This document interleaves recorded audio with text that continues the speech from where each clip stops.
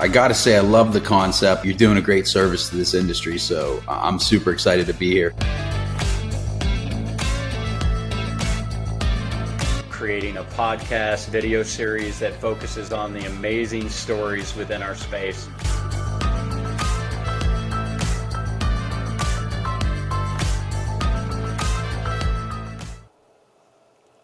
Hey, contact center, customer experience friends, welcome to episode 6 of Origins and Journeys. Today our special guest is the one and only Annette Franz.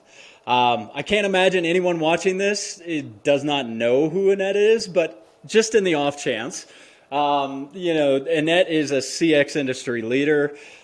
She's written 2 books now, right, Annette? The last one just came out not too long ago. You've been keynote speaker. You're a founder of CX Journey Inc. You made so many top 10 lists. I was going through your LinkedIn profile and I was like, well, I could say this all, but then the rest of the hour, we wouldn't have but 15 minutes left to talk. So, you've been on every list, imaginable, and Annette, just thank you for joining us. We're really happy to have you here. Thank you for having me. And yeah, you know what? That's what happens when you've been doing this for 30 years, right? I started my career 1992 at J.D. Power and Associates. So that's what happens after 30 years, I guess. Yeah, you build some accolades if you put the work in, right? And that's a perfect lead in. The whole reason we're here and the whole point we built Origins and Journeys is to really inspire the next generation of contact center professionals and CX professionals. And the way we know how to do it is through sharing stories, right? People in the industry that have come up through various different ways to create a career, a life, a passion in this space. And we really want to change the narrative of the contact center and customer service and customer experience jobs. In the entry level, a lot of people consider those as kind of dead end jobs, right? And we want to change that. Because we all know, hundreds, if not thousands of people who started out as an agent, as a junior level leader, in various different spots in this industry and have created amazing careers out of it, like yourself, like all of us. So on O&J, there's never any pitches, as always. We're not here to sell anything. We're just simply here to celebrate the stories of people creating these paths for themselves in this industry by really putting in, the work and the effort and the learning. So the only thing we ever ask is subscribe, check us out, follow us.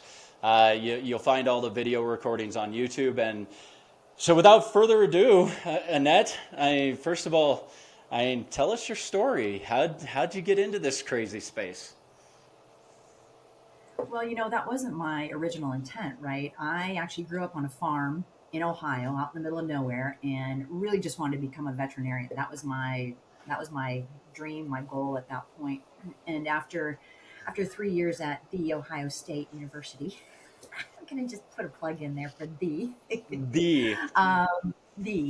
I realized that was not in my future, because you have to have, it's pretty much like going into med school, right? You have to have 6 quarters of chemistry. You have to have all these. I was fine with everything else except for those 6 quarters of chemistry, which really is my kryptonite. So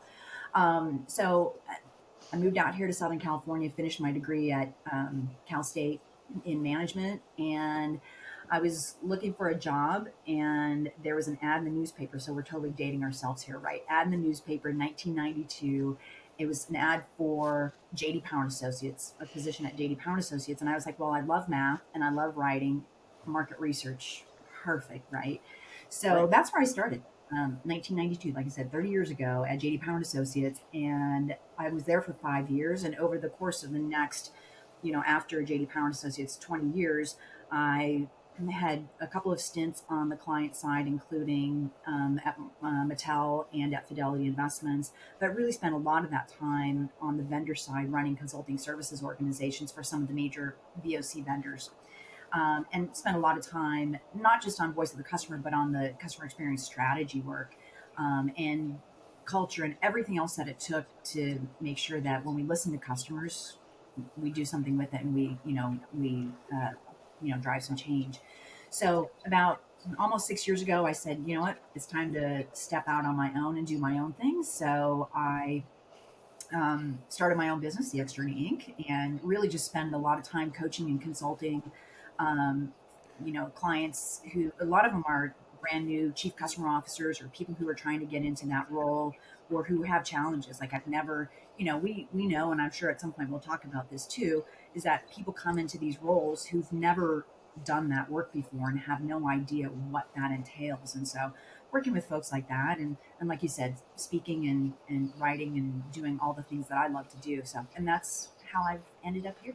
Absolutely. Nice. So JD Power, what was your actual first job? What was the function of the work you did? My actual first job was we were opening a brand new office in Southern California because they're based out of Agora Hills, and we were opening a brand new office in Torrance, California, which is about 50 miles south but in the heart of the automotive. There were a lot of automotive manufacturers in Torrance, Toyota, Lexus, a lot of headquarters there.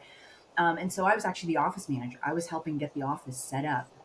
That was my first role there, and very quickly moved into a project director role, which is what I absolutely love doing. Yeah. That's a big jump.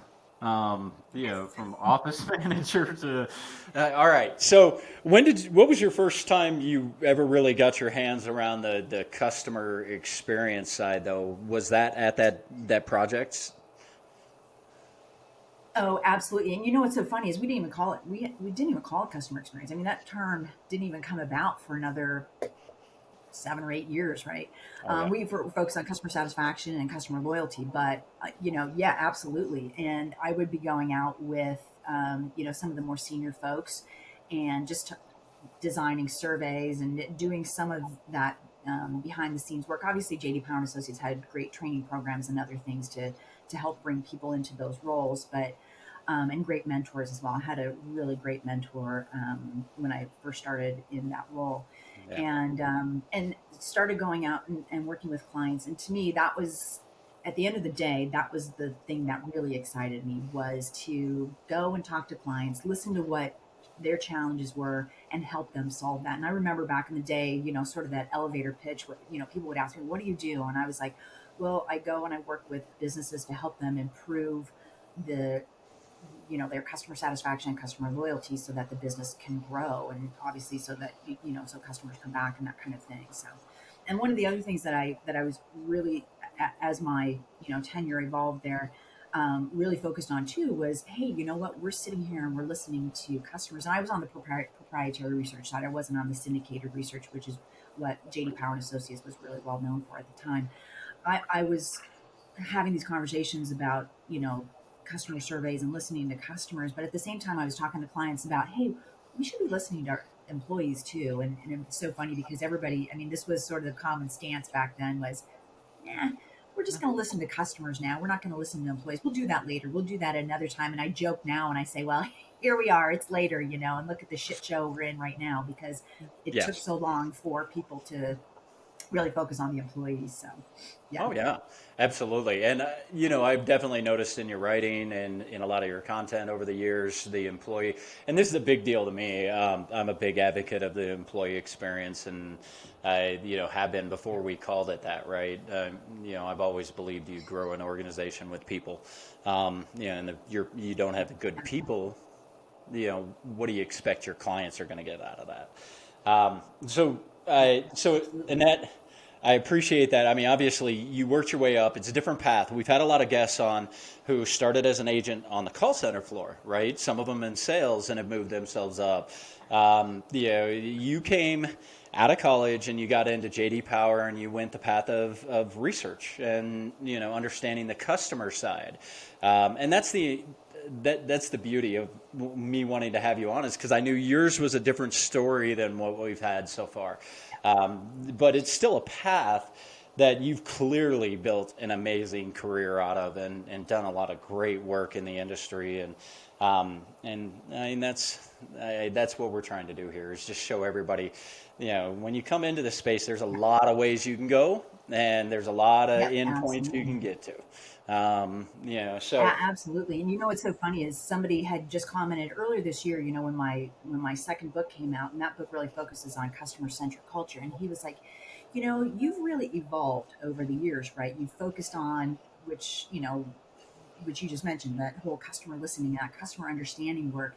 But you can't do all of that without thinking about the culture and leadership and how important that is to it. And so he's like, you've just really evolved your thinking and the work that you've done over the years. And I think it was sort of maybe a natural progression, but at the same time, it had to end, it had to land there because culture is a huge part of what we're trying to do here. So absolutely.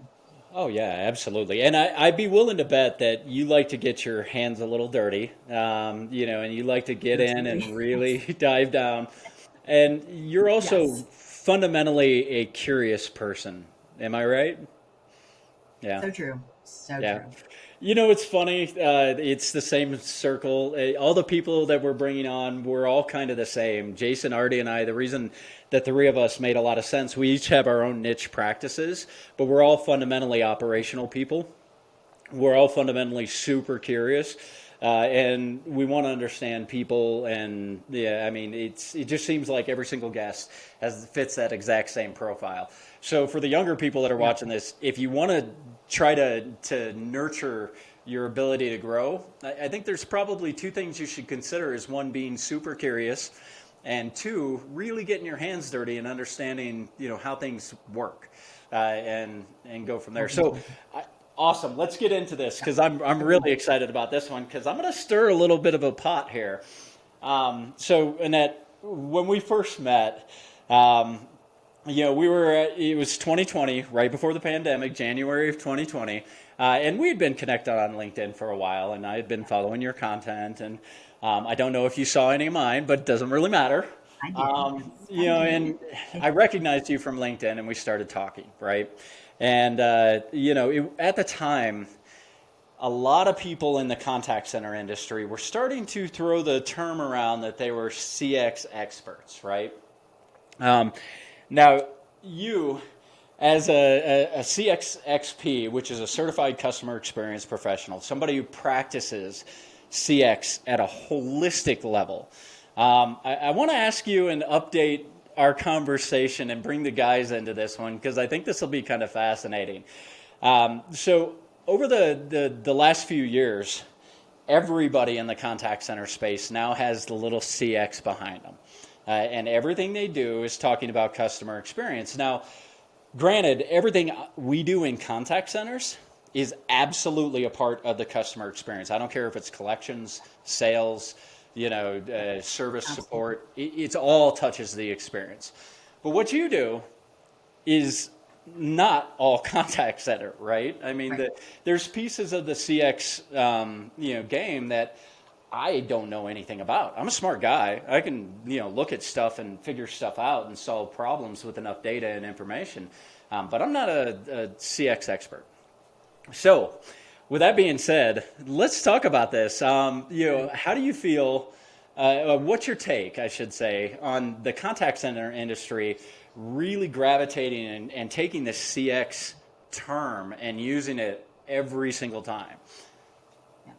Well, I appreciate that they use it. And to your point, it is a part of the customer experience, but it is not the entire customer experience. It is Right. an experience, right? It is an experience. So the way that I define customer experience is the sum of all the interactions that a customer has over the life of the relationship with the brand, and probably more importantly, the feelings, the emotions, and the perceptions that they have about those interactions. And customer service happens to be one of those interactions. Marketing, getting messages from the marketing team in your email, that's part of the customer experience. The product is a huge part of the customer experience. The price, how we price our products, is a huge part. Implementation, installation, service, all of that is a huge part of the customer experience. And I always fall back on, and I've sort of adapted his quote, but Chris Zane, who's the founder of Zane Cycles in Connecticut, had this quote. Like I said, I adapted it. that basically says service is what happens when the experience breaks down, right? So service is what happens when the experience breaks down. The experience is this big thing. It's proactive. We design it to be a certain way. So if you think about it that way, then you think about, okay, how did somebody end up at the contact center? Well, the experience was broken somewhere. I would say, marketing's messaging was off, sales sold the dream, the product design was faulty, the documentation was incomplete, the billing was confusing or wrong or whatever. All of those things are things that land somebody in the contact center, right? One way or the other, however they're going to contact you. If we design all those things properly, if we design the experience to be what customers expect it to be and to help them solve problems and meet their expectations, imagine how many fewer people will end up in the contact center, And so that's how I view it. I view it as, let's take a step back, and this is, big picture thinking. And like you said, clearly there is an experience in the contact center, but it is not the experience. Kind of like the Ohio State University, it is not the experience. I'm just going to bring that up again. Yeah, no, just keep throwing that out there. All you Ohio State people, that's all you can do. I mean, it's the Ohio State. It's like, come on, really? Like, we don't know. I mean, yeah, you're killing me. You're killing me. I'm a Nebraska fan, and I say that proudly, even though we haven't had a winning team in like 20 years. It's okay. Oh. It's all right. I mean, you guys kill us every year now. Just keep rubbing it Yeah. in. All right. So, absolutely agree. Aarde, I want to get your take because, you've written about CX. You operate in this world. I mean, taking the moniker of CX, what's your opinion on that? Yeah, and Annette hit it right on. And I'm not going to steal the thunder away from Jason because I'm sure he's going to talk about the sales cycle and maybe even the marketing side of the house. But Annette hit it right on. The customer experience is the sum of the experience of the whole brand. So all the way from marketing, or even before marketing, word of mouth from a friend saying, "Hey, you should check out Tesla." That is a part of the potential customer experience, all the way until the end, and even right after post-mortem, right after the end of the relationship with the brand, which is the follow-up. Like, how did we do? How can we win back you as a customer, so forth and so on. I think what's valuable here, and I come from the lens of contact center on the support side. So saving, also tech support and support world with regards to contact center. So mainly inbound phone calls, emails, messages across social media. I think the reason why a lot of people who are similar to me hold on to that CX, one, it's the contact center or the customer service team always feels like they're the last person to get budget. So any buzzword that they can use to tack onto their brand internally to try to get more, more seat at the table or more to their executives is great. But the other thing that's very valuable is on the support side. So after the sale has been closed, you're maybe supporting them. Maybe it's tech support, or maybe it's just support in general, like changing of passwords or administration, things like that. And all the way down to the client care side, where you're trying to save customers or retain customers that are potentially going to leave or have a negative impression on your brand. Those are very deep touch points. So even though they're not necessarily the whole customer experience, during that time frame, that may be the only thing that the customer is experiencing at that time. So I feel like there's a lot of weight that goes behind that, but it's not everything. They may still be getting outreach from sales and marketing for upsell, cross-sell during those times. They may still have word of mouth. They may still, get surveys to fill out, CSAT or NPS. There's all sorts of things that they're going through that isn't specifically contact center or tech support driven. But yeah, I think the weight of the touch point is what's valuable here. And I'd love to hear what Jason has to say about the sales and marketing side, because that's just not my world. Yeah. I just want to add something. I think you made a really good Annette. point. Sorry. I think you made a really good point there about the contact center. And I think what ends up happening is that sometimes people think that's the only touch or interaction that customers have with the brand. And that is so wrong because, like I said, the product is part of the experience. If you go and you map and you inventory and you map all of your touch points, you don't even think about how many different ways you touch the customer and the customer touches you. It's not just about what happens at the contact center, right? There's so many other ways that customers interact with the brand. So I think that's a really important point. Yep, good call out. Yeah, absolutely. Jason, So, you're up. so the biggest thing for me is, and it might just be terminology, but the rub I have with it is that CX means the customer experience. Technically, if we want to play the word technical game, it can't include sales and marketing because they're not a customer, right? Like we can talk about okay, so it's the customer, it's the potential customer, it's the future customer. But for me, the issue comes down to it because then what happens is as I'm on LinkedIn, as I'm talking to people, I'm on different conferences that are sales and marketing. And then I, was just at the PACE ACX event. So my first really like customer engagement, customer experience focused conference where people use this CX term. And depending on which side they're using it, it's like they own it, but sales and marketing is different, or sales and marketing is like, yeah, the CX, that's their thing, not our thing. And then I think the problem is a lot of people are just like, yeah, it's all CX, it's all related. But there's really the sales experience, and then there's the customer experience. Now, I think what might be fascinating, and this is where I'm listening to Annette, and I love it's the interactions of a customer in that whole life cycle is it a brand experience? And maybe we need to coin that term instead of sales, or customer experience. Like for me, when I spoke at PACE the other day, the big thing I focused on was the sales experience, right? So what happens before they're a customer? How do you set them up so that everyone else can take the ball and run with it? And I think that gets lost if you make too big of an umbrella with like the CX being the thing, it's like, okay, but then who owns all of those pieces and who's ultimately reporting to whom in the process? Yeah, and I think you bring up another great point is that is a thought process that a lot of folks have, and as customer experience professionals, we think of it again holistically, right? If you think about that customer life cycle, from the moment there's a need to the moment that they, as already said, postmortem, right? So I think that's an important thing to keep in mind is that every touch and every interaction that we have is along the entire life cycle. It's not just, I think some people think that CX or even, with customer success, that it's just post sale. But that has to happen way earlier in the process in order for the customer to have customer or prospect, whatever you want to call them, to have a great experience. But they're never going to turn into, or they're never going to buy if we don't do things right before they actually buy, right? So I think that's an Well, important consideration. and one of the big things for me, like that term, whatever term we actually want to use is okay with me. The big thing is, and this is what I tell companies all the time when it comes to those silos, right? Like it's marketing versus sales versus customer service. It's usually sales versus everybody, and that's coming from a sales guy, right? Like it's sales versus everyone because they think the world revolves around them, and they're not wrong and not right. But Not like, wrong. here's the thing: when it comes to these silos and what companies do and the political and the ego and all that stuff internally, and I'm talking to everyone listening or watching this, is that the customer doesn't care. Is what I've said forever. The customer doesn't care about your Exactly. silos, your departments, your titles. They don't care. In my mind, it's one customer going through the journey to get what they want, and it's one company, and all the silos and departments in the middle literally don't matter. And if you keep fighting that battle amongst each other, you're missing the point that it's one customer and one company.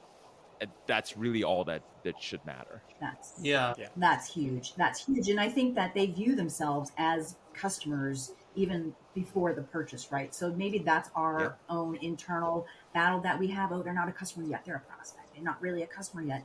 But they don't view themselves that way, right? And so I think that's a great point. One brand, And they one don't they view care as like, okay, what's marketing's KPIs? They don't care who owns marketing versus who owns sales, who owns this, like who's in charge. Like, no, they don't care. They just care about themselves and exactly. what they are looking for help with. Exactly. Yeah. So I've had an interesting journey with this one. I look at a lot of things in the lens of software because you guys all know I've been a software executive for a long time, and I learned a long time ago, don't fight a market and don't try to teach a market something that you don't have to teach them. And so my lens hasn't changed. I think words are really important. I don't consider myself a CX expert. However, if you look at all my posts, I'm communicating to both the contact center and the customer experience side. Because what I've realized is that people in their search mechanisms, people in the contact center as people that I want my content to be read by, listened to, they are searching and looking at CX. So I've had to alter my thinking around, do I call myself a CX expert? No. But do I still use the information of customer, or the words customer experience as part of the content? Because that's kind of what the market started to adapt to. And I think it's because of the software vendors mostly, and I'm going to blame them because that's all they market, right? I mean, so all of a sudden, contact center people, we by nature, if I was running a center and somebody told me that, what I do is customer experience, then sooner or later, if I hear that enough, I'm going to start calling it customer experience. So I've kind of been stuck. I still think it's important to say what we do and be very, very clear in truth in advertising. But I have to admit, the market has forced me to change the way I approach it. I just won't change who I say I am and who I am.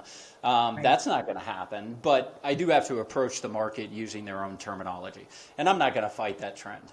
I'm just not. But I agree. I mean, Annette, what you do, I look at like advertising, packaging, how it looks, what shelf it's on at the store. The marketing side is, as far as digital content, what are the storyboards? How do they see the product on social? I mean, all those things that are touch points. That's before it gets into my hands. I'm a smart guy. Like I said earlier, I can figure it out. That's not my expertise. I'm not like you. I don't have 30 years of understanding the customer and then guiding into the experience, right? As a whole. Now once it gets into the contact center, that's my world. I mean, that I know. But I don't pretend to be a CX expert. So I've kind of, I think I've changed a little bit since you and I first met, and I had that, of course, me wanting to stir the pot a little bit, and I finally get you in person. I'm like, hey, what do you think of this? And, you went off, and I went off, and there's this whole beautiful kind of rant about the trend at the time. But I've kind of softened my trend. I have to admit, I pulled back a little bit, but I still think what drives me crazy is I'm a CX expert in LinkedIn, and all their content's about AI bots or CCAT or, right. I'm like, come on, really? But here's the beauty of the pot that you're trying to stir, right? Yeah. We're all talking about the customer. Yeah. I mean, and that is the beauty of it. Whatever the second word is after that, or the third word, whatever, we're all talking about the customer. And I think that's the bottom line. Yeah, and that's the beauty. I mean, CX has really brought attention to the contact center. And I think Aarde's right. I mean, calling it CX, if that gets the attention of the CEO and he actually invests money into his customer experience on the contact center side, awesome. I mean, the result is what we want, right? All right, Aarde, that was the other point I was going to ask you about was, how has that worked for you? Because, that's one of the biggest challenges for customer experience professionals, like the folks who are on the CCO's team, right? Going, we're racking our brains trying to figure out, first of all, how do we get executive commitment? And that commitment is around budget and resources and everything. So please enlighten us on how that has worked for you, because that when you said that, I was like, oh, I gotta come back and ask you about that. Real into that, yeah. I've written about this a couple times, and I have experience firsthand on the contact center, overseeing the contact center, and not getting any executive buy-in into anything really. And the first thing I do is I send them reports so they could get accustomed to what is really happening. What's our attrition rate? Where are we losing the most? Where could we potentially improve? And those are all just KPIs and metrics. And of course, CEO looks at it, takes about 15 minutes, and it's off his table, and he's focused on the more important things. And to Jason, to your point, sales and marketing. The more sales you get in, the more you can lose on the back end. So why do I have to worry so much about how big the hole is in the bucket? I need to fill the bucket with more water. A good way to do it, and we used to do this, and I've spoken about this a couple times, one of my last organizations, we had a contact center in the Philippines. We literally flew the COO, the CEO, and a couple other executives out, and we forced them to sit down and take calls, take tech support calls. Now that's a big cost, not only time, energy, money, flying people out, but can you imagine a C-level taking 8 hours worth of calls? The amount of amazing gold nuggets that they get. They're like, oh wait, we should fix this. Oh, I had to take 3 calls on this. Like that's broken. Oh, and that's the buy-in you want. But you really need commitment for people to sit down and either take calls or listen to calls in real time. If you send them recordings, that's okay, but they're probably just going to listen to them and then forget them in the next 5 minutes. It's all about hands-on Agreed. learning by doing. And then, of course, putting that CX label on it is helpful. One thing I wanted to add here is for organizations that don't have a CX team, and they have the silos, kind of what Jason mentioned. You got the sales team, you got the implementation team, the support team, you've got the client care retention team, maybe you've got a marketing team. No one oversees all of that, but when the customer experience is suffering, usually what happens is a C-level will see a report and say, uh-oh, attrition's bad, we're losing customers. Who owns the client care team? Oh, that's the SVP of contact center for support. I'm going to put the onus on them to fix this. We'll label it as a CX problem. And that's their first kind of tiptoe into a CX solution. And the person who owns it, at least for now, is the SVP of a contact center until there's a person who could overarch the whole experience across sales, marketing. So I think it's a kind of like a stepping stone to creating a better customer experience team or person who oversees the whole experience. But a C-level needs to start somewhere. And I think that's where they normally start. And that's why, Fred, we see it all the time with people putting it on the end of their LinkedIn. Yeah. That's awesome. This is actually kind of a good lead in. So, Annette, I want to start out with you on this one again. So I want to talk about the things that are encouraging you. So you get to deal with executive level conversations all the time on customer experience. I'm sure you've got a ton of great stories around this, right? But what are you seeing today that really has changed over the last few years that encourages you, that companies are really trying to finally commit to make effort? What excites you? What are you seeing? Well, it's interesting because during the pandemic, I mean, everything just fell apart, right? Oh, yeah. I had friends getting let go or repurposed or whatever. Suddenly CX wasn't important, and sales was still, let's go focus on the numbers, right? And let's put everybody towards pushing the product and selling, which I get it, but at the same time, all of a sudden people were hoarding toilet paper, and it was like, well, why are they hoarding toilet paper? Why are they buying what they're buying? What are they doing? And then all of a sudden my friends either got repurposed back into the roles that they were in, they got rehired very quickly by other companies. That just happened so quickly. And to me, between then and now, I think we've seen a big shift in the understanding by executives of customer insights and how important it is to really understand our customers, know what they're doing and why they're doing, why they're buying, what they're buying, and problems they're trying to solve, that kind of thing. So that was encouraging to me. Has it stuck in the last 2.5 years or so? Yeah, I've seen more of that, right? Yeah. I'm seeing a little bit of a shift back the other way right now because of the economy and the way things are. And I've had this experience with clients in the past. Oh gosh, here we are. It's the fourth quarter and our numbers are down. And oh my gosh, forget about CX. We need to focus on sales. And it's like, well, if you're already focusing on CX and you're already doing things right, that sales machine, that marketing machine, all that stuff is going to keep working in your favor. So I hope we don't see a shift back to where we were, a couple of years ago, but that was encouraging to me. The other thing that was encouraging was a focus on employees, right? There was suddenly this notion that customers don't want to buy from companies that don't care for their employees, right? And I think that stuck. And then there was this resurgence with, the great, whatever everybody's calling it, that there was this focus put on employees again, and it was like, wow, this is great. And I think that's still there. And a focus on culture and really understanding, especially with hybrid and remote and all of that, like, can we have a culture? What is our culture if we're hybrid? Is it, those kinds of things. So I'm seeing a lot of that, which is encouraging because the conversations are happening. They weren't happening before, right? Right. And then I would say the other thing that I'm really seeing a lot of is this focus on data. We know that data is at the heart of designing and delivering a great experience, both for employees and for customers.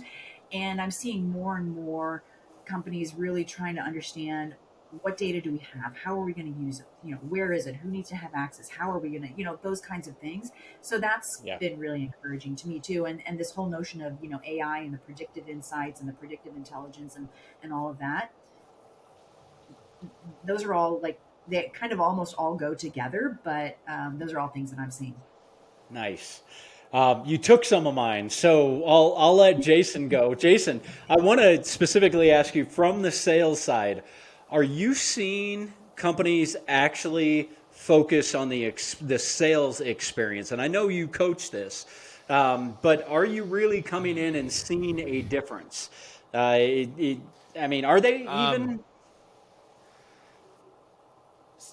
So here's the tough thing is I feel like at times it's similar to being a police officer. I think what I see is just the bad things. I just see the crimes that happen and not the good things out there in the world.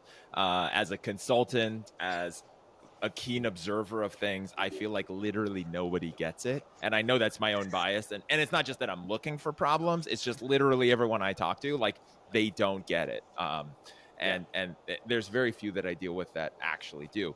So I think what's interesting, and this is something where this book that I co-wrote with Nick Glimsdahl, which a lot of people in this community know, when we wrote, reasons not to focus on the sales experience. But it's interesting how many companies are now getting to understand and realize that all that matters is the sales experience when their industry shifts and it's no longer from a sales perspective of just shooting fish in a barrel and making money by half-assing your sales process or your sales strategies, right? Like, for example, mortgage, the last couple of years, literally they think they're amazing rock star salespeople, but they're not. Like, right time, right place. I was in that when I first started in sales in 2002, it was right time, right place. I didn't know anything about sales and it didn't require sales skills, right? When interest rates are 3%, you don't have to be an amazing salesperson, right? You're just pushing paper at that point. When the interest rates go up, Exactly. now you actually have to sell for a living. And then now you realize the differentiator between you and somebody else, or the differentiator between what people think about the price or the rate, is now only the sales experience.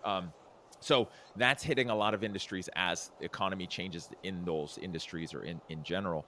I think the ones who really get it understand that the customer has changed and they no longer just want somebody to, like, give them information so they can make a decision, that they're actually looking for an experience. And the smart companies that I see out there realize that from a customer perspective, they view your company as a commodity.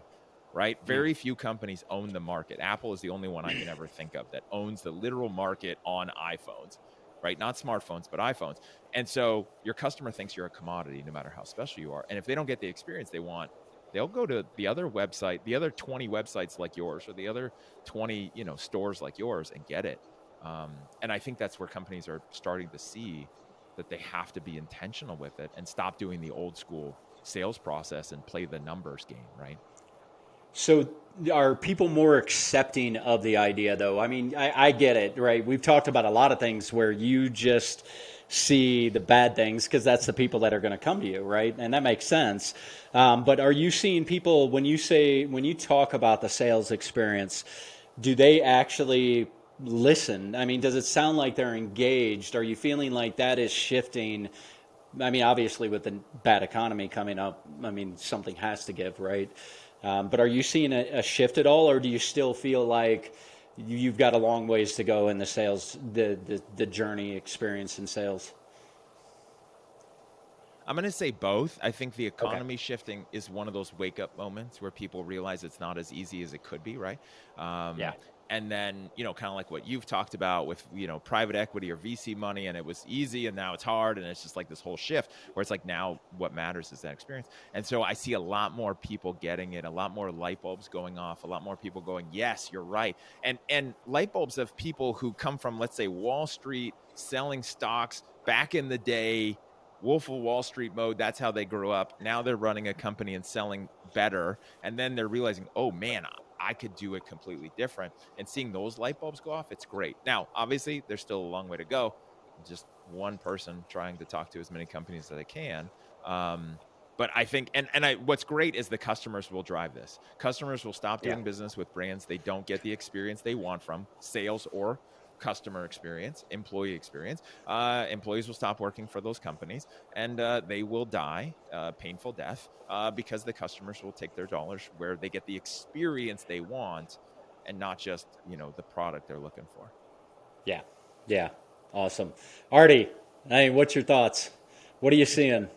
Oh, well, you guys touched on some amazing points. So I agree with everything you said, so I'm not going to add too much there. But what I will touch on is maybe a little bit of what Fred talked about in the beginning while he's setting this all up, this segment up.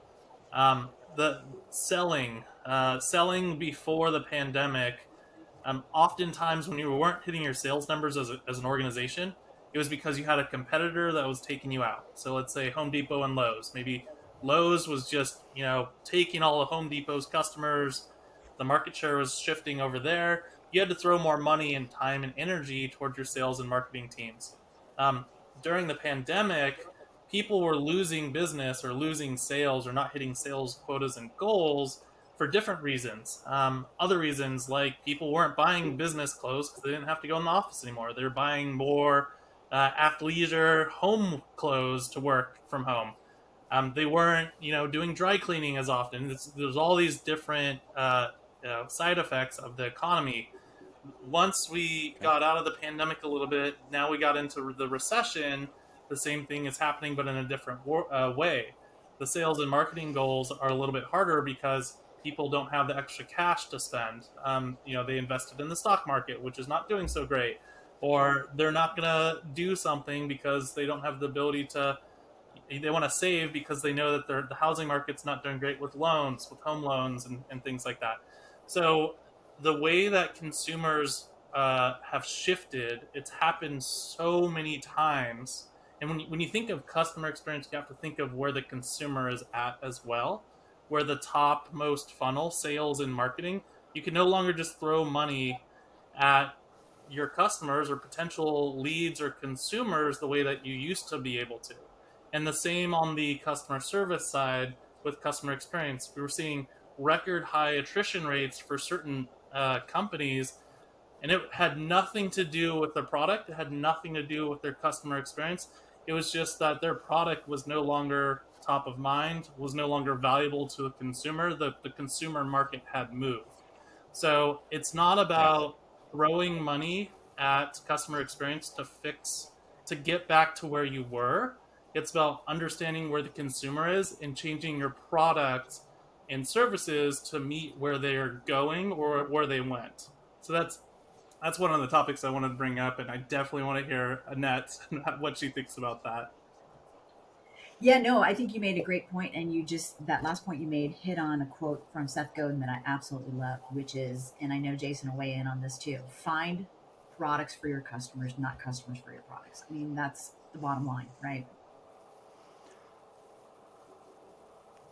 Jason, I'm curious if you agree with that. I think that's I think that's a big key, right? Like a lot of companies think they're the hero. A lot of companies fall in love, and founders will fall in love with what they think the world needs, which you could pull that off if you have the time and money and patience to start a trend. Let's say like iPhones did with the very first one, when nobody knew they needed a smartphone, and they basically had to create that market in a sense, right, beyond BlackBerries.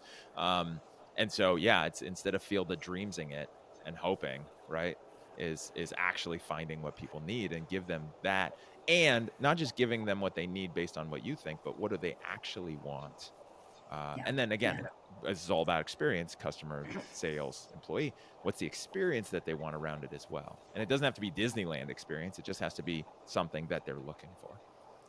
But if you go, even if like I absolutely agree, not a lot of companies can do or visionaries can do that whole field of dreams thing, right? But even if you go back to the iPhone, you just go back to the iPod, which was, oh my gosh, a couple different things, right? I can't put 1,000 songs in my pocket, and the Walkman was like whatever, and iTunes was, hey, we solved a problem with that because I only want one song on the album. I don't want to spend $30 for an album. I just want to spend 99 cents for the one song that I want to listen to, right? And so then we had that, and then it was like, okay, well, we've got this vessel here, we've got this thing here, okay, and over here I'm carrying my phone too. Well, gee, wouldn't it be great not to have to carry two things, and I put it all to so I think that evolution, and I think obviously Steve Jobs a visionary and amazing, but I think there's not a lot of people who can do that. But I do think that we really do have to start with what problem are we solving for customers. And I get so many companies that come to me and they're like, hey, I want to show you my tech. Let me show you what I got. Let me show you what I've done. And the first question I'll ask is, well, what problem are you solving for customers? And they're like, that's a good question. I was like, okay, well, that's not just a good question. It is the question, So, Right. so if you're not solving problems for your customers, that you will die a slow death because they'll go elsewhere, right? So I think that's a really important consideration. Yeah, and here's my take. Everybody goes back to Henry Ford, right? If I would have given everybody what they wanted, it would have been faster horses. But our world has changed, right? I mean, the days of the Fords, the Steve Jobs, and the iPod, and solving these challenges. Here's the thing that's funny about today, unlike any other time in history. I often subscribe to history. Rhymes, it doesn't necessarily repeat, but we're at a stage now where you cannot almost say, hey, I'd love it if somebody built this, because somebody probably did. Whether or not they marketed it and created a path to market and found the problem that they solved and got it to market and were successful at creating a company, that's a different conversation. I just think the world has shifted a lot, that you have to be the vision and understanding in a space, and I think it becomes very verticalized the faster things continue to evolve. You have to really solve a problem for a space in particular to really have that visionary moment to change. Not that disruption's going to continue, and it's going to accelerate and kill industries. And I'm still waiting for healthcare disruption, and I've seen it a few places. And I think it's really fascinating to see if these little kind of micro hubs with these scanners, have you guys seen these? That actually do a quick body scan. I mean, and it's next to nothing, and it can help identify. There's some new tech coming out in healthcare that if companies do this right, I mean, that could really change the game in healthcare. And I'm super fascinated always by disruption because I love the history of it and the way it happens. But this kind of vision thing leads me into the next part, right? This is perfect. You guys are segueing me right into the whole next segments. So, as I always do, I like to put us all on the spot, and I like to talk about the future. Now, I think in terms, because of the speed at which everything's moving, I don't look at 10 years. I think it's it's foolish. I was trying to think of another term. It's foolish to try to plan for 10 years. I think you can't. I mean, the pandemic, if anything showed us, that we cannot plan for the future well, the pandemic should be a clear indicator that that's almost impossible. But I think you have to plan, and you have to I look at 3 to 5 years. So for sake of 5 years, let's talk about the future. So, Aarde, I want to start with you on this one. So, if we were going to make a prediction in customer experience over the next within 5 years, what is going to be, in your opinion, the biggest changes you see in the space? And I'm talking holistically. So, Annette, she'll have all kinds of big CX pictures, but what's yours first? I want to hear what's your 5-year prediction? Yeah, I think a rebranding of CX into something new, the next iteration, and I think it's needed. We're hitting the threshold of CX, maybe calling it consumer experience. I don't know, but encompassing essentially what Jason said, where it's a word or a term that can be used that's holistic across the whole experience, even down to the marketing side and a little bit pre-marketing to word of mouth and how people understand your branding, all the way to the end, where there's customer service and retention, and then post-mortem of the client after the life cycle. I think there will be a rebranding. I think there'll be another resurgence of kind of what we saw, we'll say 8, maybe 10 years ago with the term CX in these uh, organizations that have funding, hiring people and creating consortiums around CX. I think we'll see another resurgence of that, but in a new rebranded way that encompasses more than just what some people think of customer experience today, which is, they're the customer all the way until they're no longer the customer. So let's just encompass that small area of framework. So I think the future is going to be bright.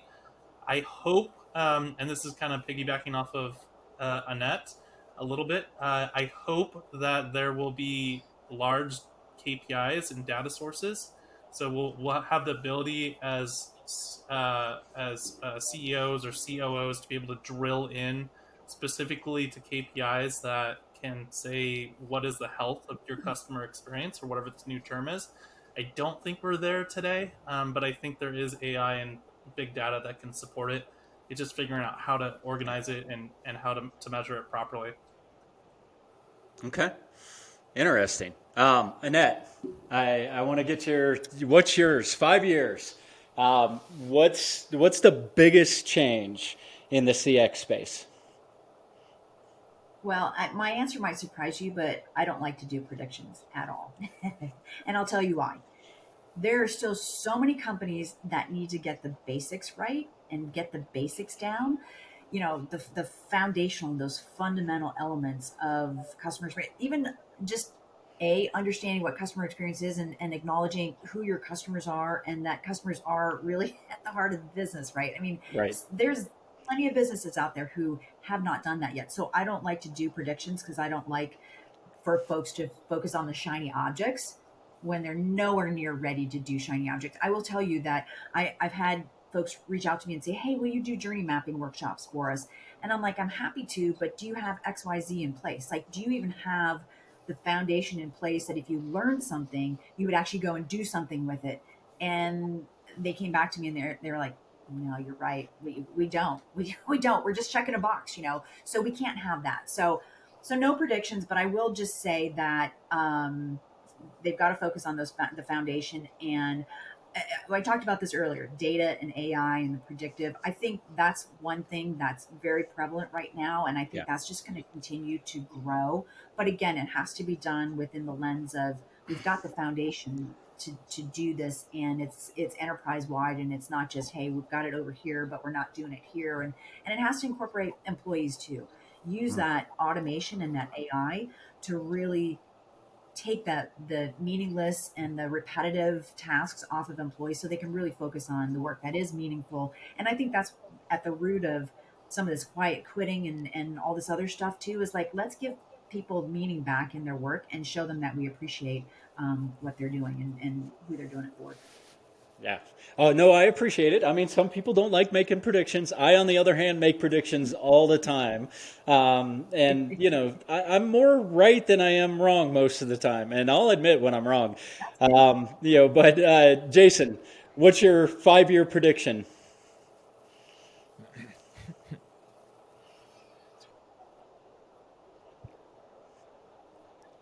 So I am very much like Annette and am not good and do not like to make predictions, just generally because I'm by default a late bloomer. So I am pretty far behind. I think I just got my first smartphone last year. Just kidding.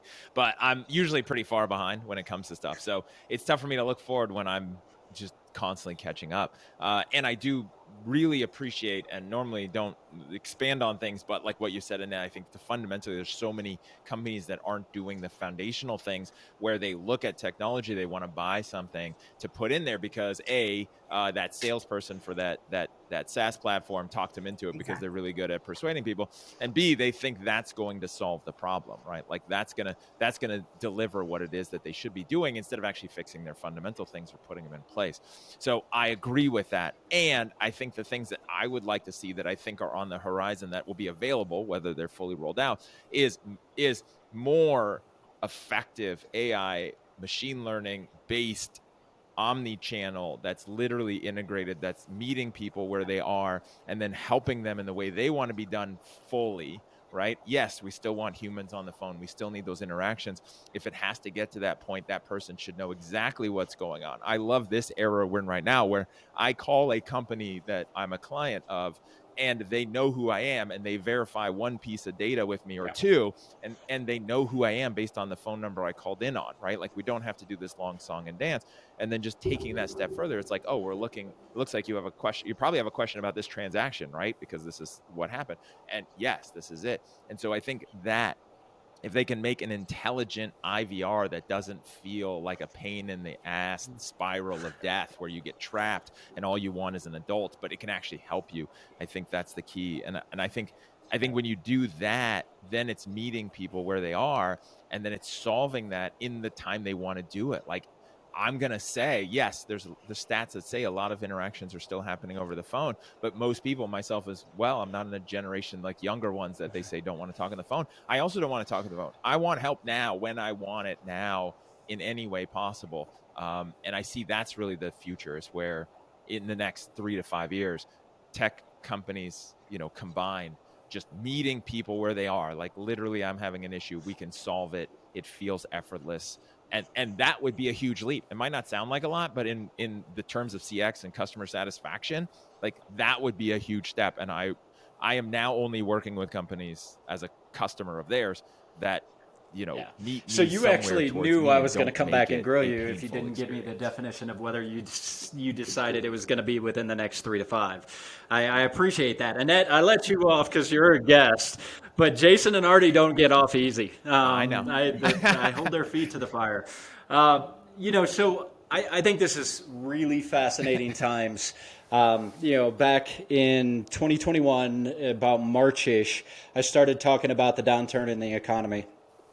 I saw the printing of money, and I'm a macroeconomics geek, Annette. I love, every morning I spend an hour watching the markets. I usually watch the market open. I read a lot of content and information because I think as an executive, you got to know, you got to understand at least the fundamentals of what's going on in the outside forces. And in software, a lot of what we do is dependent on interest rates and, the ability to get money to grow and, run your organization, right? And I was wrong because I thought it was happening in 2021. In my defense, I didn't think that we would print money until 2022, but we kept printing money and it just delayed the downturn. But I think this time there is no other option. We can't turn the money printers back on. So the next year, we're going to go backwards. But here's the thing that I think over the next 3 to 5 years is going to change in our space.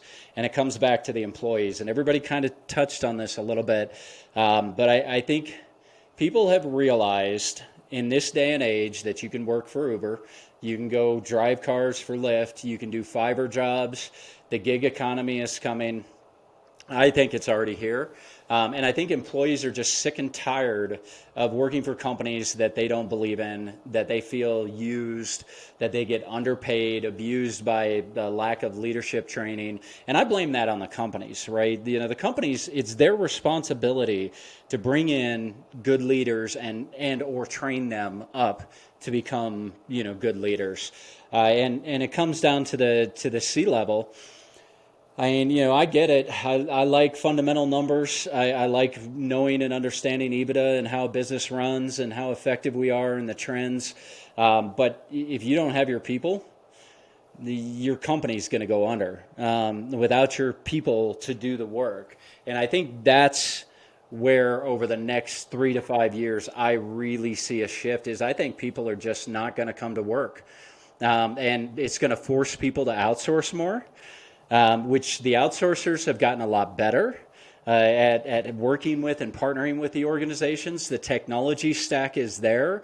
I think the gig economy is coming to the contact center market faster than what anybody knows. And we're going to have to try to figure out how to appropriately utilize those resources, because traditional agents in a contact center in the US you're going to have to pay them really well, because quite frankly, the bots are taking all the simple stuff and the complex calls, the time, the average handle times are going up, and they're going to continue to accelerate. That's where I see the next 3 to 5 years. The big shift is going to be, we're going to be fighting how to create a great environment, culture for the employee. I think this whole EX thing is going to accelerate a lot faster than the CX did, because the people are just saying, look, I don't care what you need. I'm working these hours. You're giving me benefits. You're giving me an opportunity to learn. I'll come work for you. I'm passionate about your vision. I like the culture. Sure, I'll absolutely come work for you, but I'm going to only work here. And I'm going to, because my kid has soccer at 3:30. So I think the world's shifted. And I think people during the pandemic just realized that, the old ways, and I was a big Jack Welch fan a long time ago.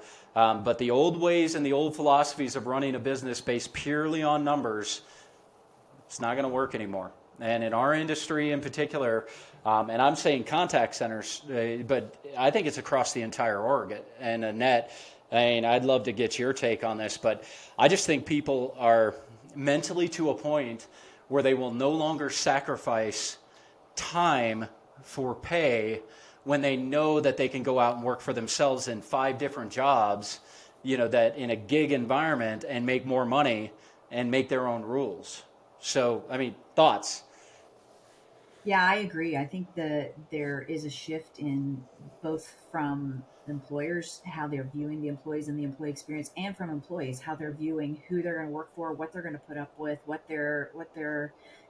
what fits with their lifestyle. And so I think there's definitely going to be a shift there. And the interesting thing is that I know you said that you think it'll accelerate faster than the focus on customer experience, but I think the two go hand in hand, right? Oh, The they do. employee experience drives the customer experience, and if we don't get the employee experience right, the customer experience will never be what it needs to be, right? What our customers expect, and so it has to start with employees. So I'm on board with that. But you're right. I think there's just been this huge shakeup especially over the last year and a half, that we need to figure it out, and leaders need to care about their people, take the time to listen to them, take the time to understand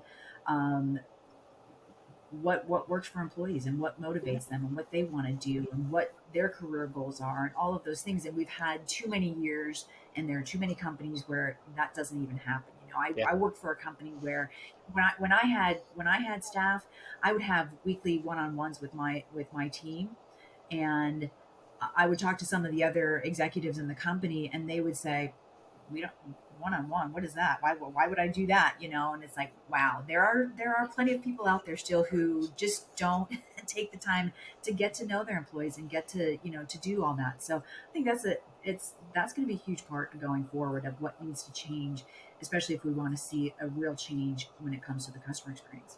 Yeah, agreed. Aarde? Oh, Jason. Well, and what I will say to keep going with that, I'll jump in front of you, Artie, and then you can close this out, is I think the truly enlightened companies and leaders understand that everything flows from top to bottom, right? So as they always say, like as the leader goes, so goes the staff, right? As the person at the top, or the negative one, is, the fish stinks from the head down, right? So what's interesting is that if you want an amazing customer experience, if you want an amazing sales experience, it starts with the employees, because they're the ones who are doing it. You cannot have an amazing customer experience or customer service or customer satisfaction with unhappy people or people who don't know why they're even coming to work other than just punching a clock. And so it starts with that. So the companies I see that get it are like, okay, and they come to me and they're like, all right, how do we close more deals? I'm like, well, does everyone know what your mission, vision, and core values are? And or do you have the right people in the right seats on the bus? And they're like, what do you mean? I just want to know what to say to close more deals. It's like, no, that's not how that works. Like, you got to have people on the team who you're Yeah. valuing and they know why they're a part of it. And then the rest is easy, right? The rest is just, I say all the time, the rest is just paperwork, right? When it comes to sales and service. And so I think it's really, if I separate it, it's really all about the employee experience. If you have an amazing employee experience, if you value your people for the right reasons, not just bribing them, paying them free lunches every day, like not those extrinsic things, but when you have the right experience and you value people, then the rest of it is just easier, I would say it's a right? little more no longer extreme in old that school if numbers you game. don't focus on the employee experience, no matter what you do, you're not going to be able to survive. That's my opinion, and that may be longer than 5 years. But I'm at the point where I see too many people mentally completely checked out from the corporate world. I think it's been a mind shift. Aarde, I mean, what's Yeah, your thoughts? I'm going to piggyback off of everyone. The employee experience is extremely important. I heard something in a consortium. I join these every once in a while about a month ago. Employees are customers with a different set of permissions. They're basically your customers. They're just a part of your company. They have your branding, your logo. They speak on behalf of you, but they are literally an extension of your consumer base, especially for these organizations that like Uber. Uber drivers, Uber drivers are customers of Uber, just as much as they are, employees of Uber or contractors of Uber. We need to shift the Yep. paradigm a little bit here because if you think of an employee, recruiting is like marketing and sales. You've got onboarding and training, which is the same as if you were to onboard or train a customer. You've got retention. You've got when people leave. You've got that. You've got a team to pay them, to do payroll, which is similar but in reverse for your customers. Your customers are paying you, so you need to accept accounts payable. You need to accept payment in. So it's very similar. And the interesting thing is we do things like NPS score and CSAT scores for those type of KPIs for our customers and our clients. We rarely do them for our employees. How often do we go to an employee who just left and said, "How likely are you to recommend to one of your peers to work for, Acme Co?" We Right. rarely send a survey to the team, although some companies do this. How is your employee experience? How are you doing? Do you like working here? Do you think you get paid enough? Those types of Yeah. questions. Those are few and far between. But I think, Fred, to your point, as the power shifts to the employee as opposed to the employer, with so many options, not only gig economy, but the ability to change roles, work from anywhere in the world. Um, that is going to change the paradigm of how we should treat our employees. They're no longer the come into the bank 9 to 5. That's the only option you have. It's the let me cater to you as the employee so that your employee experience is high, and our whatever the NPS score is for you recommending our company and brand to other people who may want to work for us. We need to keep that as high as possible. So yeah, I think just treating your employees like customers, that'll be a start, but we need to go much further than that. Yeah. Well, awesome. Once again, we're over time. I can't bring a guest on and keep it under an hour. I have just decided I am giving up on that challenge. And just when I do that, one of our next guests will be like, we'll hit a 50-minute mark and we'll be like, well, we're done. But no, of course not. With Annette here, with Aarde, with Jason, with myself, highly unlikely we'll ever do that. But I do have to end it. Annette, really appreciate you hopping on. I hope you enjoyed yourself. I hope this was fun. It was a great conversation. It was a fascinating conversation. I appreciated everybody's perspective. So thank you. Thank you for having me. Yeah, thank you. And from Aarde, Jason, and I, we appreciate you guys out there in the marketplace. Again, share this content with people. We're really trying to inspire the next generation and show them that there's other options. They can grow from any level in this industry to build whatever kind of life they want. So with that, thank you guys. As always, we'll see you in 2 Mondays on the next Origins and Journeys. Take care.